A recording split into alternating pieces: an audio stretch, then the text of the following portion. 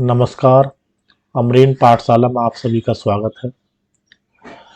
बच्चों, आज का हमारा टॉपिक जो है ये दूसरा अध्याय है जो क्लास 12th की एनसीईआरटी है, भारतीय इतिहास के कुछ विषय, भाग 1। उसका सेकंड अध्याय है राजा, किसान और नगर।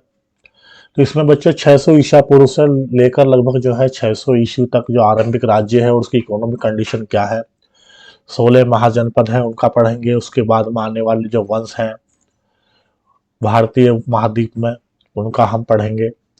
तो इसी के उसमें हम जो है एक क्लास कर चुके हैं। जिन बच्चों ने वो नहीं देखी है वो जाके प्लेलिस्ट में देख सकते हैं। इसी के इसमें आज हमारा जो है दूसरा क्लास है इस चैप्टर का।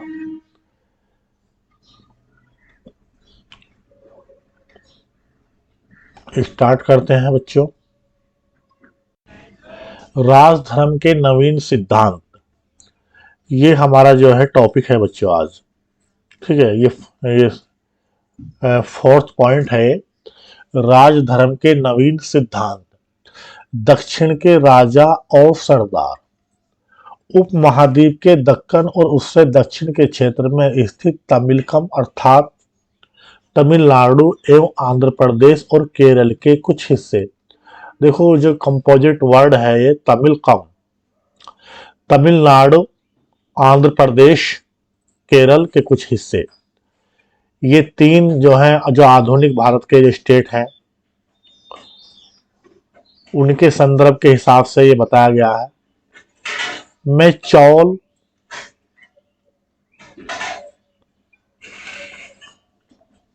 चेर, पांडे जैसे सरदारियों का उदय हुआ।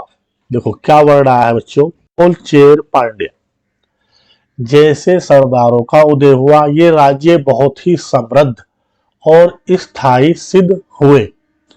बच्चों जैसे इंडिया का मैप आप जो है लेंगे इस तरीके से, देखो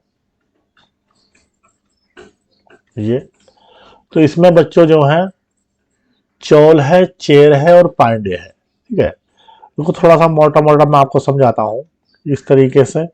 ये रीजन तो हो जाएगा चौल, और ये हो जाएगा बच्चों आपका जो है ये, सॉरी थोड़ा ज्यादा हो गया ये इस तरीके से, ये चेर हो जाएगा। और ये बाकी जो बचा हुआ पार्ट है ये आपका बच्चों नीचे का, ये जो तमिलनाडु वाला हिस्सा है ये नीचे का, ये बंगाली खाड़ी से लगा हुआ, ये आपका पांडे हो जाएगा। जैसे सरदारियों का उदय हुआ, राज्य बहुत ही समृद्ध और स्थायी सिद्ध हुए। सरदार और सरदारी, इसका मीनिंग यहाँ पर बताया गया है, ध्यान से पढ़ेंगे। सरदार एक शक्तिशाली व्यक्ति होता है जिसका पद वंशानुगत भी हो सकता है और नहीं भी। उसके समर्थक उसके खानदान के लोग होते हैं। सरदार के कार्य में विशेष अनुष्ठान का संचालन, युद्ध के समय नेतृत्व करना और विवादों को सुलझाने में मध्यस्थता की भूमिका निभाना शामिल है। वह अपने अधीन लोगों से भेंट लेता है, जबकि राजा जो है टैक्स वसूल करते हैं और अपने समर्थकों में उस भेंट का वितरण करता है। सरदारी में सामान्यतः कोई स्थायी सेना या अधिकारी नहीं होते हैं। ठीक है बच्चों, अब हम तो क्या इसमें बताया गया है बच्चों, राजा जो है कर वसूल, टैक्स वसूल करेंगे, और जो सरदार होते हैं वो सिंपल जो है लोगों से भेंट स्वीकार करते हैं और उस भेंट को जो है जो उनके समर्थक होते हैं उसमें डिवाइड भी करते हैं।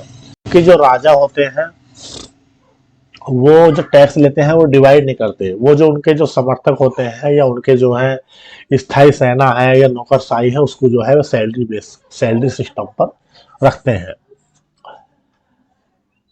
हमें इन राज्यों के बारे में विभिन्न प्रकार के स्रोतों से जानकारी मिलती है। उदाहरण के तौर पर प्राचीन तमिल ग्रंथों में ऐसी कविताएं हैं। प्राचीन तमिल ग्रंथ बच्चों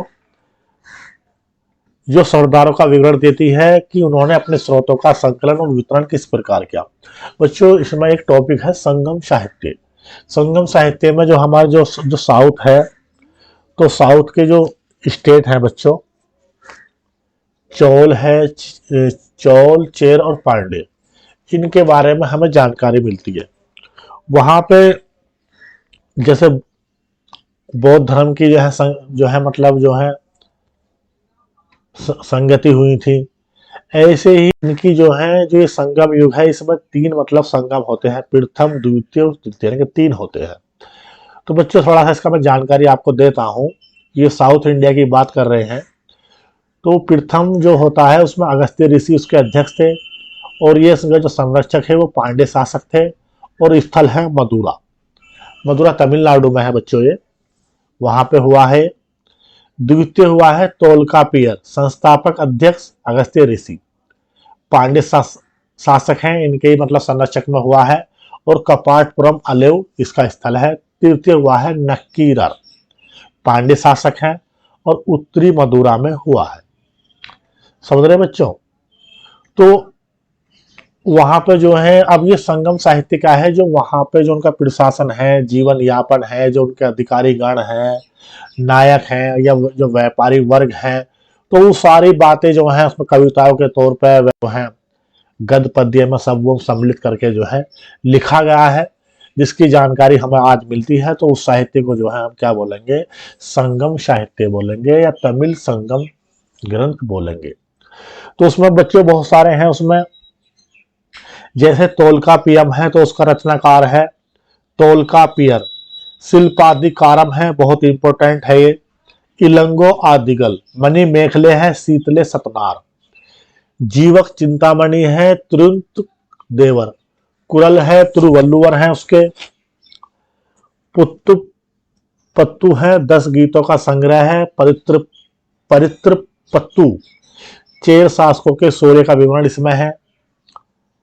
और बच्चों जो है इसमें एतु तोके, ये 8 गीतों का संग्रह है। अहना नूरू रुद्र शर्मन है, और मरु गरुपादय नक्कीरर है।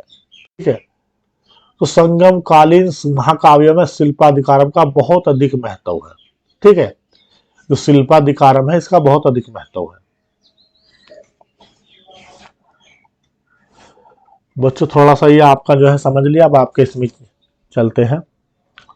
कई सरदार राजा लंबी दूरी के व्यापार द्वारा राजस्व जुटाते थे। इनमें मध्य और पश्चिम भारत के क्षेत्रों पर शासन करने वाले, देखो मध्य और पश्चिम भारत के क्षेत्रों पर शासन करने वाले कौन है? ये सातवाहन है। ठीक है। इनका टाइम पीरियड क्या है? द्वितीय शताब्दी ईसा पूर्व से और जो है द्वितीय शताब्दी ईस्वी तक, लगभग 400 जो है ईयर का इनका जो है शासन है बच्चों। 400 साल तक इन्होंने जो है शासन किया है। समझ रहे बच्चों? 400 साल तक मोटा मोटा। अच्छा, रीजन क्या है इनका बच्चे? जैसे हमारा ये इंडिया का मैप है बच्चों, देख रहे हो आप? देख रहे हैं? तो ठीक है, यहाँ से पूरा इनका जो है रीजन ये इस तरीके से रहा है। ये जो है पश्चिम मध्य भारत वाला रीजन। अच्छा, ये 700 के बारे में अध्याय 3 में पढ़ेंगे, जो सातवाहन के बारे में जो है चैप्टर 3 में पढ़ेंगे। ये हमारा सेकंड है। एक बार सत्ता में आने के बाद उन्होंने ऊंचे सामाजिक अस्तित्व का दावा कई प्रकार से किया है। तो बच्चों यहाँ पर दिया गया है कि सेना के लिए हाथी पकड़ने का जो है, जो हमारा मौर्य जो मगध हमारे महाजनपद है, जो सर्वशक्तिशाली है, तो उसके बारे में हमें जानकारी अर्थशास्त्र से मिलती है, जो है चंद्रगुप्त मौर्य के गुरु भी हैं, और जो है प्रधान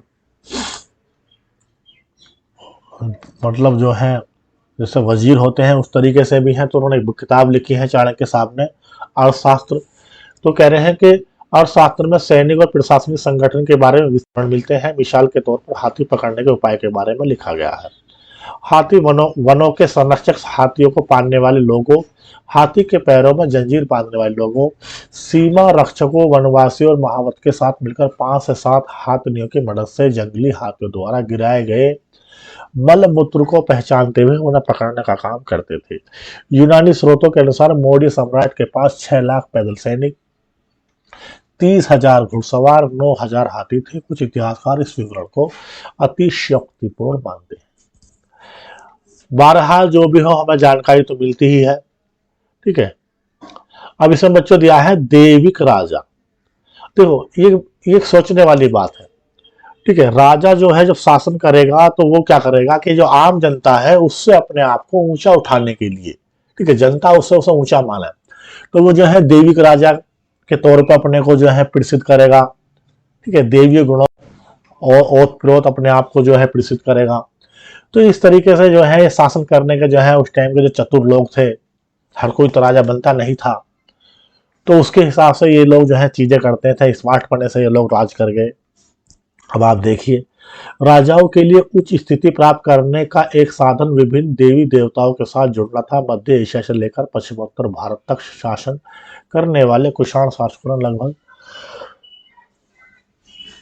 प्रथम शताब्दी ईसा पूर्व से प्रथम शताब्दी ईस्वी तक इस उपाय का सबसे अच्छा उदाहरण प्रस्तुत किया। कुषाण इतिहास की रचना अभिलेखों, साहित्य परंपरा के माध्यम से की गई है। जिस प्रकार से राजधर्म को कुषाण शासकों ने प्रस्तुत करने की इच्छा की, उसका सर्वोत्तम प्रमाण उनके सिक्कों और मूर्तियों से प्राप्त होता है। राजधर्म क्या होता है, ठीक है, उनका शासन करने का जो तरीका है, उसका जो हमें जो है जानकारी मिलती है, तो उनके सिक्के हैं और उनकी मूर्तियों से हमें जो है बहुत स्पष्ट तौर पर प्राप्त जानकारी मिल जाती है कि किस तरह के लोग रहे होंगे और किस तरह का उन्होंने शासन किया होगा। उत्तर प्रदेश में मथुरा के पास माट के एक देव स्थान पर कुषाण शासकों की विशालकाय मूर्तियां लगाई गई थी। कहां पे है बच्चों? उत्तर प्रदेश नॉर्थ इंडिया में है, स्टेट है, ठीक है, दिल्ली से लगा हुआ। और लगभग दिल्ली से बच्चों जो हम बात करें तो लगभग 100 किलोमीटर की दूरी पर जो है मथुरा है, और वहां पे एक स्थान है माट। क्या स्थान है? माट। वहां पे हमें कुषाण शासकों की एक विशालकाय मूर्ति जो है हमें प्राप्त हुई है। वहां से अफगानिस्तान के एक देव स्थान पर भी इसी प्रकार की मूर्तियां हमें मिली हैं। कुछ इतिहासकारों का मानना है कि इन मूर्तियों के जरिए कुषाण स्वयं को देव तुल्य प्रस्तुत करना चाहते थे। कई कुषाण शासकों ने अपने नाम के आगे देवपुत्र की उपाधि लगाए। बच्चों, ये राजा को कहा क्या किस तरह की जो है टाइटल लेते, यानी कि देवपुत्र के टाइटल लेते थे ये राजा। ध्यान रखने वाली बात है, देवपुत्र यानी कि देव का पुत्र। संभवतः वे उन चीनी शासकों से प्रेरित हुए होंगे जो स्वयं को स्वर्ग पुत्र कहते थे। ठीक है, किससे प्रेरित हैं? चीन के शासकों से, जो स्वयं को क्या टाइटल देते हैं कि हम जो है स्वर्ग के पुत्र हैं। चौथी शताब्दी ईस्वी में गुप्त साम्राज्य सहित कई बड़े साम्राज्यों के साक्ष्य मिलते हैं। इनमें से कई साम्राज्य सामंतों पर निर्भर थे, अपने निर्वाह स्थानीय संसाधनों द्वारा करते थे, जिसमें भूमि पर नियंत्रण भी शामिल था। वे शासक का आदर करते थे और उनकी सैनिक सहायता भी करते थे। जो सामंत शक्तिशाली होते थे वो राजा भी बन जाते थे, और राजा दुर्लभ होते थे तो बड़े शासकों के अधीन हो जाते थे। गुप्त शासकों का इतिहास साहित्य, सिक्कों और अभिलेखों की सहायता से लिखा गया है। साथ ही कवियों द्वारा राजा या स्वामी की प्रशंसा में लिखी गई प्रस्तुतियां भी उपयोगी रहीं। यद्यपि इतिहासकार ने रचनाओं के आधार पर इतिहास से निकालने का प्रयास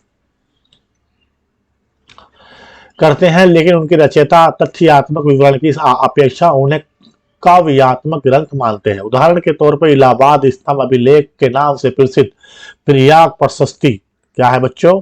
प्रयाग प्रशस्ति, इलाहाबाद स्तंभ अभिलेख जो अकबर का किला है वहां पर है। रचना हरिसेन, जो स्वयं को गुप्त सम्राटों के संभवतः सबसे शक्तिशाली सम्राट समुद्रगुप्त के राज कवि के रूप में संस्कृत में की थी इसकी स्थापना। ठीक है,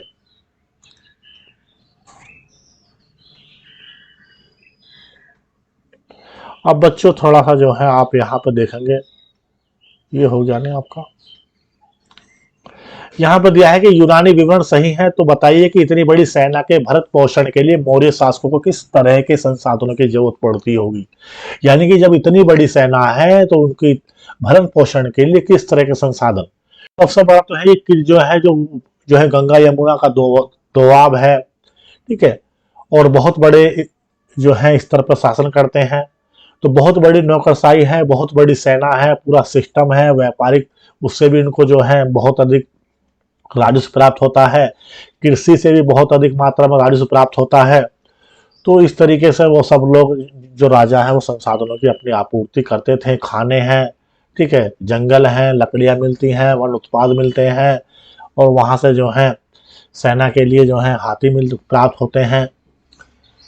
ठीक है, पांड्य सरदार सैनु गुत्तु वन की वन यात्रा के बारे में थोड़ा दिया गया है बच्चों, देखते हैं। ये जो है जो हमारा तमिल साहित्य है या संगम साहित्य है, तो उसका मतलब जो है साहित्य का एक ग्रंथ है शिल्पाधिकारम, जिसके रचयिता बच्चों हमने अभी आपके बताए थे इलंगो आदिगल। कौन है इसके शिकारम के रचनाकार? इलंगो आदिकल। ठीक है। जब वह वन की यात्रा पर थे तो लोग नाचते गाते हुए पहाड़ों से उतरे, ठीक उसी तरह जैसे पराजित लोग विजय का आदर करते हैं। वे अपने साथ उपहार लाए जिनमें हाथी दांत, सुगंधित लकड़ी, हिरणों के बाल से बने चवर, मधु, चंदन, गेरू, सुरमा, हल्दी, इलायची, मिर्च आदि वस्तु थी। वे अपने साथ नारियल, आम, जड़ी बूटी, फल, प्याज, गन्ना, फूल, सुपारी, केला, बाघ के बच्चे, शेर, हाथी, बंदर, भालू, हिरण, कस्तूरी मृग, लोमड़ी, मोर, जंगली मुर्गे, बोलने वाले तोते आदि भी लाए। ठीक है बच्चों, लोग यह उपहार क्यों लाए? सरदार इन उपहारों का उपयोग किस लिए करते होंगे? अब ये सरदार हैं, लोग इनके लिए उपहार ला रहे हैं। उपहार ला रहे हैं तो मतलब जो है सरदार इन उपहार का उपयोग अपने लिए करते हैं, जो उनके जो है जो सगे मतलब जो है सगे संबंधी है जो उनके शासन में हेल्प कर रहे हैं, उनको भी जो है डिवाइड करके वो देते थे। देखो यहाँ बच्चों देखेंगे आप, एक कुषाण सिक्का है, उसका जो जो अगला भाग है वो कनिष्क है, और पीछे जो है उसमें जो उसका पिछले वाला पृष्ठ भाग है उसमें जो है एक देवता का जो है फिगर बना हुआ है। राजा को किस प्रकार दर्शाया गया है? तो सवाल है देखो इसमें कोइन के हिसाब से। अब आप बच्चों देखेंगे ये जो है राजा है, ठीक है, ये जो है कुषाण राजा है, कनिष्क राजा है, राजा कनिष्क, ठीक है, जिनके उसमें जो है चौथी बौद्ध संगति होती है। ठीक है, समझ रहे बच्चों? महायान संप्रदाय का जो है जन्म होता है इनकी संगति में। और बच्चों, और ये जो पिछला भाग है यहाँ एक देवता का फिगर इसमें देखो दिया गया है। तो राजा को देखो किस प्रकार दर्शाया गया है बच्चों, हाथ में जो है तलवार है, ठीक है, कमंडल टाइप है हाथ में।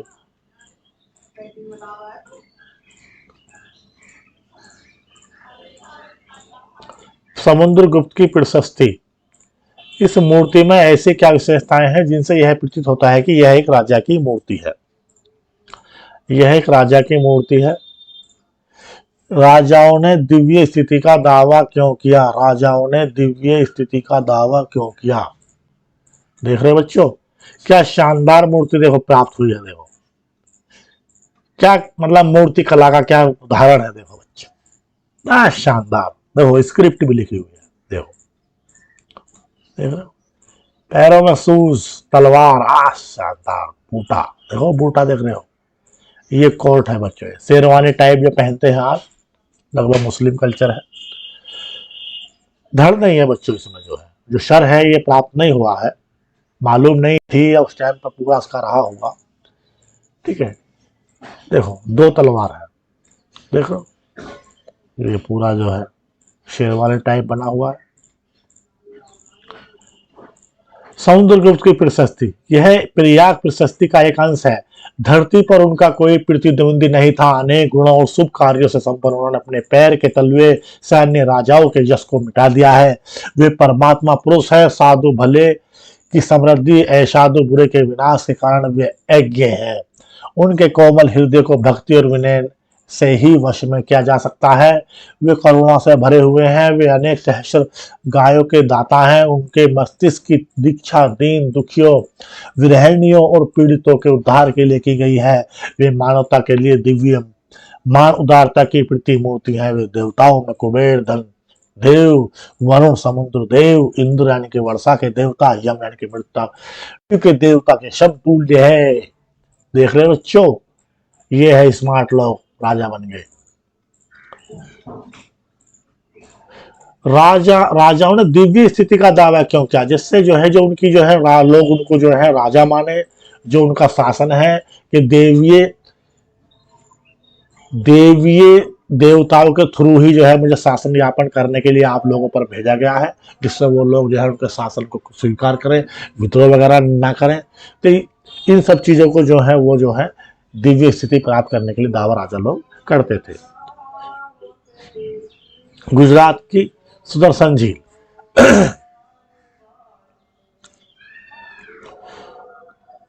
ठीक है बच्चों, ये गुजरात की सुदर्शन झील जो है बहुत फेमस है बच्चों। गिरनार मानचित्र में आप देखेंगे, ये इंडिया का मानचित्र है बच्चों, ठीक है। तो इधर साइड में जो है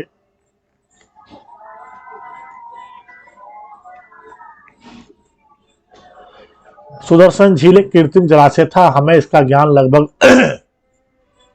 लगभग दूसरी शताब्दी ईस्वी के संस्कृत के एक पाषाण अभिलेख से होता है। देखो बच्चों, ये पहला जो है ज्ञात अभिलेख है जो संस्कृत में है। जो हमारे जो है कुषाण शासक हैं, ठीक है, सॉरी शक शासक हैं, इन्होंने जो है संस्कृत को बहुत बढ़ावा दिया है। इस अभिलेख को शक शासक रुद्रदामन की उपलब्धियों का उल्लेख करने के लिए बनवाया गया था। इस अभिलेख में कहा गया है कि जल द्वारों और तटबंधों वाली इस झील का निर्माण मौर्य काल में स्थानीय राज्यपाल द्वारा किया गया था, लेकिन एक भीषण तूफान के कारण इसके तटबंध टूट गए और सारा पानी बह गया। बताया जाता है कि तत्कालीन रुद्रदमन ने इस झील की मरम्मत अपने खर्चे से करवाई थी और इसके लिए अपनी प्रजा से कर भी नहीं लिया था। इसी पाषाण खंड पर एक और अभिलेख लगभग 5वीं सदी है, जिसमें कहा गया है कि गुप्त वंश के एक शासक ने एक बार फिर इस झील की मरम्मत करवाई थी। बच्चों, मौर्य जो शासक हैं चंद्रगुप्त मौर्य, उन्होंने एक झील का निर्माण करवाया था और बाद में आने वाले कई राज्यों ने जो है इसकी जो है कई राजाओं ने इसमें जो है मरम्मत इसी करवाई है। शक शासकों ने सिंचाई के प्रबंध क्यों किए थे?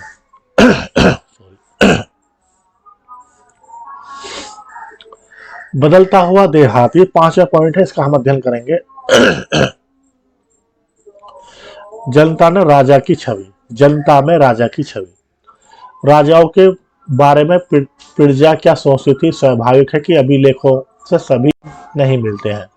वस्तुतः साधारण जनता द्वारा राजाओं के बारे में अनेक अपने विचारों और अनुभवों के विवरण कम ही छोड़े गए हैं, फिर भी इतिहासकारों ने इसका निराकरण करने का प्रयास किया है।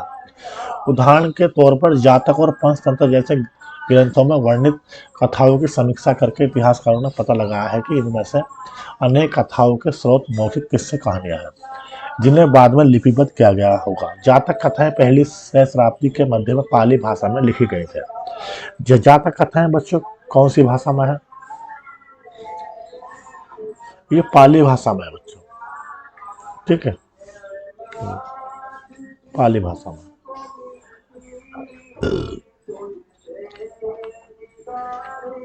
गंध तिंदु जातक नामक कहानी में बता गया है कि ये कुटिल राजा की प्रजा किस प्रकार से दुखी रहती है। इन लोगों में वृद्ध महिलाएं, पुरुष, किसान, पशुपालक, ग्रामीण बालक, यहाँ तक कि जानवर शामिल है। जब राजा अपनी पहचान बदलकर प्रजा के बीच में यह पता लगाने गया कि लोग उसके बारे में क्या सोचते हैं, तो एक एक कर सबने अपने दुखों के लिए राजा को भला बुरा कहा। उनकी शिकायत थी कि रात में डकैत उन पर हमला करते हैं तो दिन में कर इकट्ठा करने वाले अधिकारी। ऐसी परिस्थिति से बचने के लोग अपने अपने गांव छोड़कर जंगल में बस गए।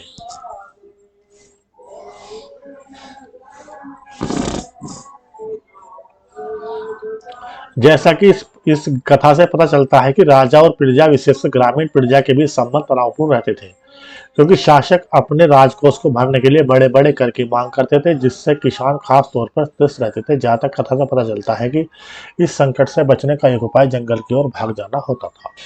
इस बीच करों की बढ़ती मांग को पूरा करने के लिए किसानों ने उपज बढ़ाने के उपाय ढूंढने शुरू किए। उपज बढ़ाने के तरीके, ठीक है, बढ़ाने का एक तरीका हल्का पिछलिन था, यानी कि हल्का जो है हल स्टार्ट हो जाएगा।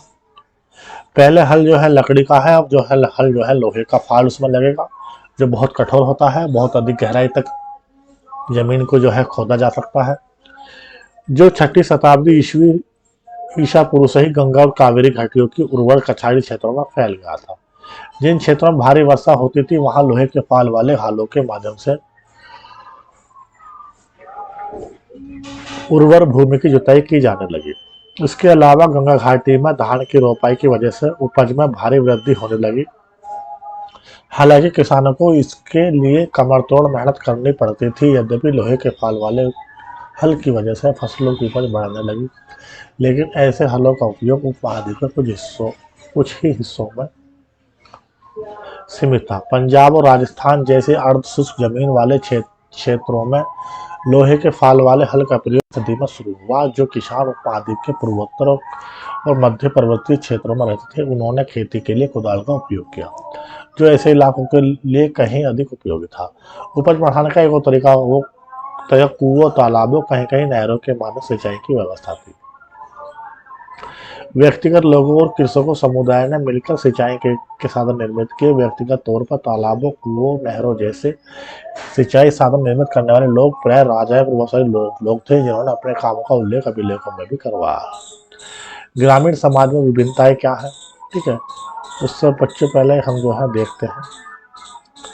तो धान की रोपाई उन क्षेत्रों में की जाती थी जहां पानी बहुत अधिक मात्रा में प्राप्त होता है। इसमें पहले धान के बीज अंकुरित करके पानी में भरे खेतों में पौधों की रोपाई की जाती थी। क्योंकि ज्यादा मात्रा में पौध बच जाती थी, अतः इससे धान की उपज बढ़ जाती थी। ग्रामीण समाज में विभिन्नताएं, यद्यपि खेती की इन नई तकनीकों से उपज तो बढ़ी, लेकिन इसके लाभ समान नहीं थे। इस बात के प्रमाण मिलते हैं कि खेती से जुड़े लोगों में उत्तरोत्तर भेद बढ़ता जा रहा था। कहानियों में, विशेषकर बोध कथाओं में भूमिहीन खेतीहर श्रमिकों, छोटे किसानों, बड़े बड़े जमींदारों का उल्लेख मिलता है। पाली भाषा में गृहपति का प्रयोग छोटे किसानों, जमींदारों के लिए किया जाता है। बड़े बड़े जमींदार ग्राम प्रधान शक्तिशाली माने जाते थे, जो प्राय किसानों पर नियंत्रण रखते थे। ग्राम प्रधान का पद प्राय वंशानुगत होता था। आरंभिक तमिल संगम साहित्य में भी गांवों में रहने वाले विभिन्न वर्गों के लोगों का उल्लेख है, जैसे कि वेलालर या बड़े जमींदार,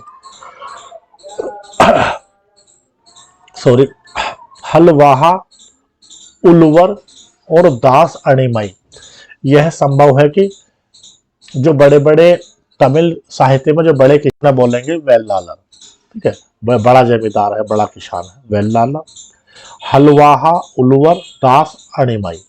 यह संभव है कि वर्गों की यह विभिन्नता भूमि के स्वामित्व, श्रम और नई प्रौद्योगिकी के उपयोग पर आधारित हो। ऐसी परिस्थिति में भूमि का स्वामित्व महत्वपूर्ण हो गया, जिसकी चर्चा प्राय विधि ग्रंथों में की जाती है। सीमाओं का महत्व। मनुस्मृति आरंभिक भारत का सबसे प्रसिद्ध विधि ग्रंथ है। इसे संस्कृत भाषा में दूसरी शताब्दी ईसा पूर्व और दूसरी शताब्दी ईस्वी के बीच लिखा गया था। इस ग्रंथ में राजा को यह सलाह दी गई है, चूंकि सीमाओं की अनभिज्ञता के कारण विश्व में बार बार विवाद पैदा होते हैं, इसलिए उसे सीमाओं की पहचान के लिए गुप्त निशान जमीन में गाड़कर रखने चाहिए, जैसे कि पत्थर, हड्डियां, गाय के बाल, भूसी, राख, खट्टे, गाय के सूखे गोबर, ईंट, कोयला, कंकड़, रेत उसे सीमाओं पर उसी प्रकार के और भूमि में छुपा कर गाड़ना चाहिए जो समय के साथ नष्ट ना हो। क्या सीमा चिन्ह विवाद के हल के लिए पर्याप्त रहे होंगे? हाँ, इनसे जो है बहुत हद तक जो है सीमा विवाद का जो है, जो बॉर्डर का मतलब इशू होता है, वो जो है समाप्त हो जाता है। और लेकिन आमतौर पर समाप्त नहीं होते थे। एक राजा जो है दूसरे राजा के उस पर जो है लूट मार के लिए और जो है टैक्स इकट्ठा करने के लिए, अपना राजस्व इकट्ठा करने के लिए जो है धावा बोलते थे, और एक राजा को दूसरे राजा जो है हरा देता था।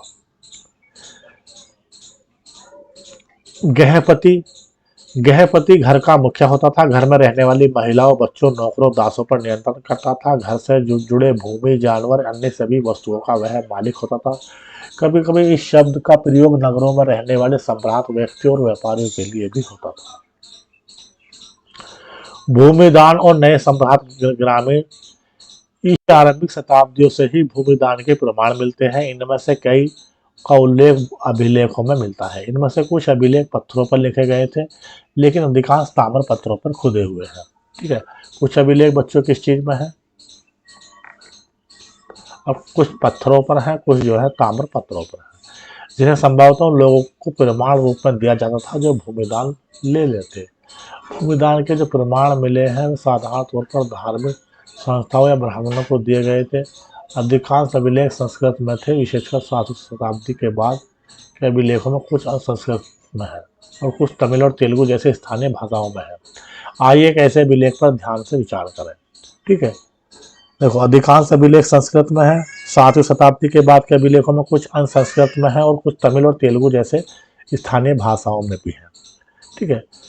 प्रभावती गुप्त आरंभिक भारत के एक सबसे महत्वपूर्ण शासक चंद्रगुप्त द्वितीय, जो लगभग जो है 375 ईस्वी से 415 ईस्वी की पुत्री थी। ठीक है, चंद्रगुप्त द्वितीय की। उसका विवाह दक्कन पठार के वाकाटक परिवार में हुआ। किसमें हुआ? दक्कन पठार के वाकाटक। जो एक महत्वपूर्ण शासक वंश था। संस्कृत धर्मशास्त्रों के अनुसार महिलाओं को भूमि जैसे संपत्ति पर स्वतंत्र अधिकार नहीं था, लेकिन एक अभिलेख में पता चलता है कि प्रभावती भूमि की स्वामी थी और उसने दान भी किया था। उसका एक कारण यह हो सकता है, ठीक है, क्योंकि वह रानी आरंभिक भारतीय इतिहास के ज्ञात कुछ रानियों में से एक थी, इसलिए उनका यह उदाहरण एक विरला ही रहा हो। यह भी संभव है कि धर्मशास्त्रों को हर स्थान पर समान रूप से लागू नहीं किया जाता हो। अभिलेख से हमें ग्रामीण प्रजा का पता चलता है। इन ब्राह्मण किसान तथा अन्य प्रकार के वर्ग शामिल थे, जो शासकों या उनके प्रतिनिधियों को कई प्रकार के वस्त्र प्रदान करते थे। अभिलेखों के अनुसार इन लोगों को गांव के प्रधान की आज्ञाओं का पालन करना पड़ता था और तो अपने भुगतान उसे ही देने पड़ते थे। इस प्रकार भूमिदान अभिलेख देश के कई हिस्सों में प्राप्त हुए हैं। क्षेत्रों में दान में की गई भूमि की माप में अंतर है। कहीं कहीं छोटे छोटे टुकड़े तो कहीं कहीं बड़े बड़े क्षेत्र के दान दिए गए हैं। साथ ही भूमिदान में दान प्राप्त करने वाले लोगों के अधिकारों में भी क्षेत्रीय परिवर्तन मिलते हैं। इतिहासकारों में भूमिदान का प्रभाव एक गर्म विवाद का विषय बना हुआ है। कुछ इतिहासकार का मानना है कि भूमिदान शासक वंश द्वारा कृषि को नए क्षेत्रों में प्रोत्साहन करने की एक रणनीति थी, जबकि कुछ का कहना है कि भूमिदान से दुर्बल होते राजनीतिक प्रभुताओं का संकेत मिलता है, अर्थात राजा का शासन सामंतों पर दुर्बल होने लगा तो उन्होंने भूमिदान के माध्यम से अपने समर्थक जुटाने प्रारंभ कर दिए। उनका यह मानना है कि राजा स्वयं तो उत्कृष्ट स्तर के मानव के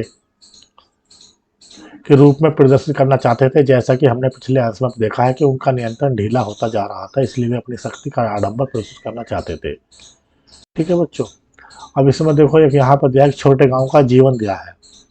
हर्ष चरित्र राजा हर्ष हुए हैं। ठीक है, उनका जो है उनका जीवनी इसमें लिखी गई है, बाण भट्ट के द्वारा लिखी गई। कन्नौज के शासक कन्नौज बच्चों, जो आप जाएंगे, ठीक है,